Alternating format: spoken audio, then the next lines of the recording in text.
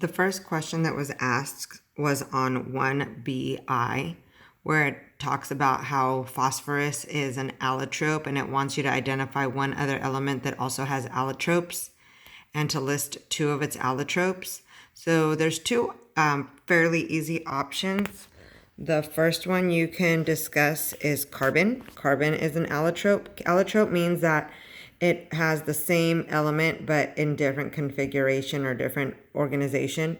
So diamond, for example, remember it's carbon, carbon, carbon, carbon, but they're linked in a tetrahedral shape, and so as a result, it's very strong. Whereas you have graphite, which is also carbon, carbon, carbon, but they are not in a tetrahedral shape, and so it's much weaker. There's also graphene as an option, and then C60, that's the Buckminster fullerene that has that soccer ball shape. So we've talked about these as allotropes of carbon. You also have the option of saying oxygen, because oxygen is just either O2, which is like the gas in the air, and then you have O3, which is ozone, but it's still oxygen, oxygen, oxygen, oxygen, oxygen, oxygen, oxygen. It's all oxygen. So that's what allotrope means, that it's made out of the same element.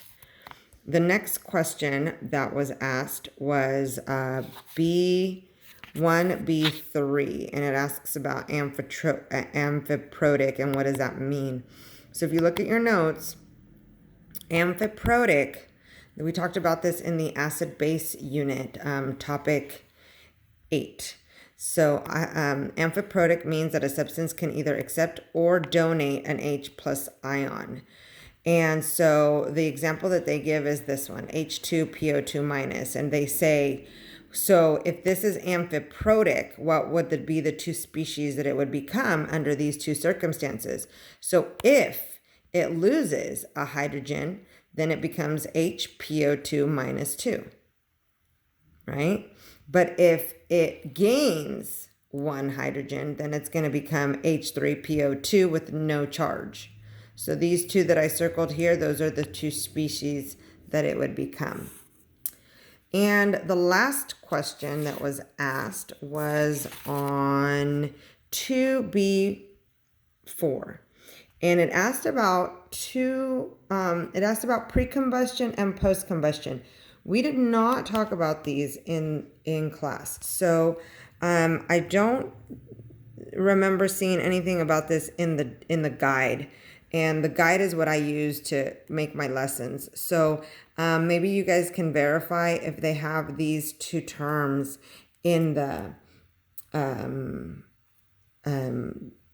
manual, in the blue manual.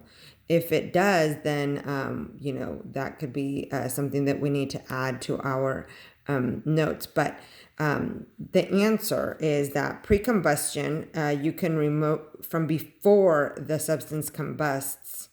Then you can remove sulfur or any sulfur-containing compounds prior to combustion, before burning the compound or the substance. And for post-combustion, this is after it's already combusted. So if there is still any sulfur-containing substances like SO2, then you can neutralize it with a base. Because remember, SO2 with hydrogen is going to make some kind of acidic substance like sulfurous acid. And so you could take that and neutralize it with a base. So that's after it's already combusted. So again, these are two things that we actually did not talk about, and you probably won't find those in your notes.